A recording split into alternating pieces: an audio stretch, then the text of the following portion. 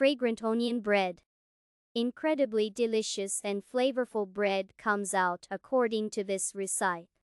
Here, the onion is not chopped for frying, but it needs to be chopped in a blender, and if there is no blender, then grate it on a coarse grater. Bread is made with milk, which you can replace with regular water. Chop the onion coarsely and chop it in a blender or grate it on a coarse grater. Chop the onion coarsely and chop it in a blender or grate it on a coarse grater. Mix the hot onion with the cold milk and stir so that the milk cools the onion, and the onion warms the milk to a warm state. Mix the hot onion with the cold milk and stir so that the milk cools the onion, and the onion warms the milk to a warm state. Gradually add the flour and knead the dough. Gradually add the flour and knead the dough. When the dough rises, you need to knead it.